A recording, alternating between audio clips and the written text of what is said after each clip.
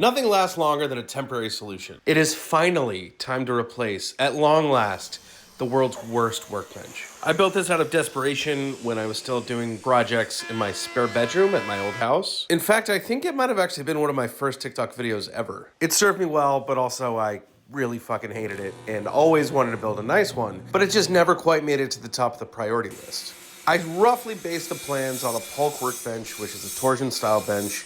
You can learn all about those online. He has a lot of videos about how they work. I didn't follow his plans exactly. I went pretty rogue on the base. His is this whole foldable situation, which I didn't really need because I'm not really moving this around to different job sites. And I wanted something very beefy, unlike that old squeaker that you just saw me move. So the base is out of southern yellow pine that I laminated together.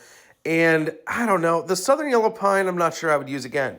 It's got a lot of fans in the woodworking community, but I think it might just be some propaganda on behalf of Big Pine because it does kind of warp. But as you can see, I built the base and it is heavy, dude. She's thick. So I pounded those in just to give me some more support.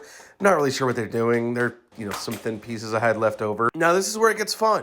So this is the tabletop. What I'm doing here is I'm making a template that I can replicate for the braces that go side to side. Spooling up the old router so I can make a bunch of these little pieces. These are what gives the torsion bench its torsion. This process is pretty easy. Polk gives you plans that you can replicate, and he's a big fan of pocket holes, that guy. So you're just taking these little frames, and the whole bench is open inside so that you can put your tools and stuff in there. It's really good for keeping your sawdust. And what I did is I made these little holes that are going to fit the top little nubs I have taken out of the base. You can see where I zoomed in. Look at that. The whole top is basically cross-bracing itself, so it's really strong and really flat, which is exactly what you want in a workbench, is strength and flatness.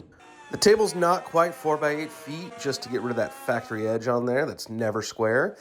So cathartically destroying the old table, despite all the memories made on it, and we can make some new ones. And potentially this is goodbye, both to the old workbench and to TikTok. I gotta say, it's been real.